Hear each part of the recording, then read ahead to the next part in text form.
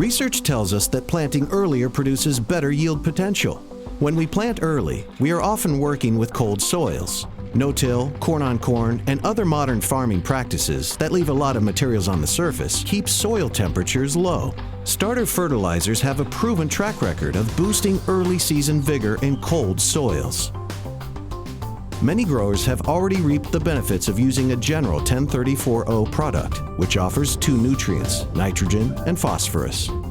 Nitrogen and phosphorus absolutely are essential components. Nitrogen is essential for chlorophyll and getting that green plant. Phosphorus is essential for energy relations in the plant, and one of the reasons phosphorus is so important in a starter is the roots have to find and grow to the phosphorus. It doesn't move in the water flow to the seeds like a more mobile nutrient like nitrogen. OptiStart products have nitrogen and phosphorus and 4 other nutrients: potassium, sulfur, zinc, and manganese. Potassium is essential to the plant in managing how it responds to water in the soil. It has some roles in disease control. Another component we have in OptiStart is sulfur. And one of the things we've seen with early planting is that these plants can be sulfur deficient. So having a little sulfur in that starter also is giving us a bump. One of the key micronutrients that's included in the OptiStart products is zinc.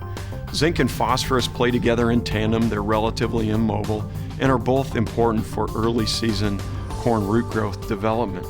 Manganese has a lot of roles in the plant, including chlorophyll production, stress tolerance. There may be concern about the salt content in a starter fertilizer that is placed in furrow. All fertilizers have some salt.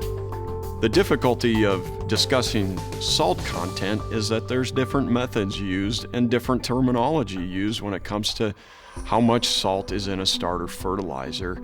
And one of the things that we've done with the OptiStart brands to take some of the confusion out is to simply address the use rates that are safe, applied in furrow on field corn based on the soil types and the moisture condition. Fortunately, they've also created rate guides for other crops, such as sweet corn, sorghum, sunflowers, and soybeans, which are more salt sensitive and require a lower use rate. Some growers have had questions about why OptiStart has lower levels of phosphorus than the 1034-0 product.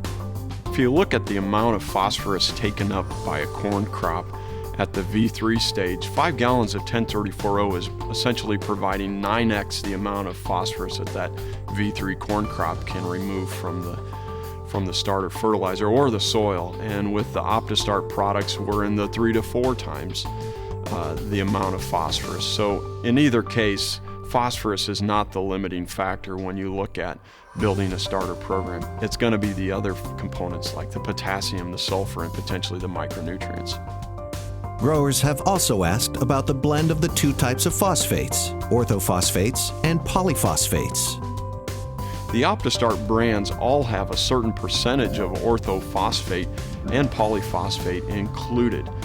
It's important to understand that orthophosphate is the form of phosphorus that the corn crop takes up. So the obvious thought might be is, well, you want higher orthophosphate. However, in the soil, when the conditions are warm enough for corn root growth to occur, polyphosphates convert to orthophosphates. The benefits of including polyphosphate in the formulation is that it is less expensive, more stable, and offers the same agronomic performance. For the extreme northern territories, there are OptiStart products with higher orthophosphate levels to combat colder temperatures. Bottom line is with OptiStart, you have a more complete package that's going to cover more of the nutritional stresses. Using OptiStart can deliver a consistently better yield versus 1034-0. Talk to your local rep about what OptiStart can do for you.